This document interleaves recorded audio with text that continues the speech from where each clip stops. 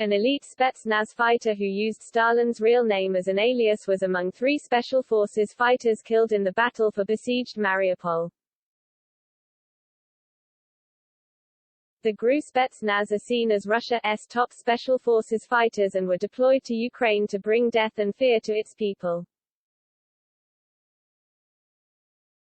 According to local sources, 3 of its troops were liquidated by the Azov Regiment of the National Guard of Ukraine.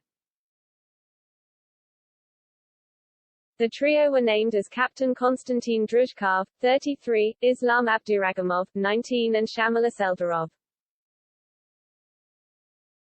The documents were discovered in a captured Tiger armored vehicle. Druzhkov was married to someone from the Donbas region of Ukraine and served in the Military Intelligence HQ of Russia's Southern Military District. He had been involved in fighting in the Donbas in 2014 and used the pseudonym Konstantin Jugashvili on a social media account concealing his real identity.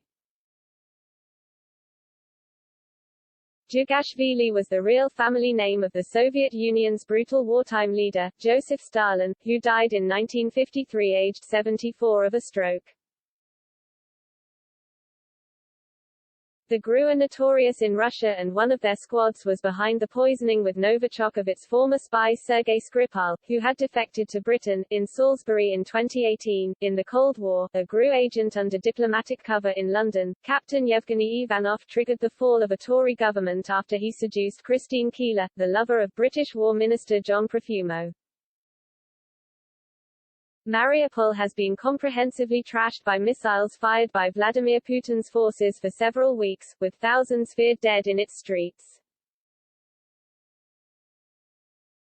Civilian buildings including a theater where families were hiding have been targeted in recent days, while President Volodymyr Zelensky said the siege was a terror that will be remembered for centuries to come.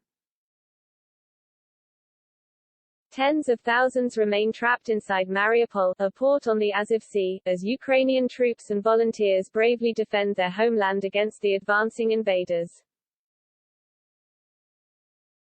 Over the weekend, Ukraine rejected a call to surrender the besieged city of Mariupol after Moscow gave Kyiv until the early hours of March 21 to lay down their arms. Russian Colonel General Mikhail Maistsev, head of the Russian National Defense Control Center, told his counterparts they had until 5 a.m. Moscow time on Monday to respond to his ultimatum. According to the state-controlled media outlet, the Ministry of Defense wanted to receive a written response from Kyiv to demands to surrender by that time. Mariupol has been under siege for weeks and the city now has little food, water and power amid a humanitarian crisis that is increasing pressure on European leaders to toughen sanctions on Moscow.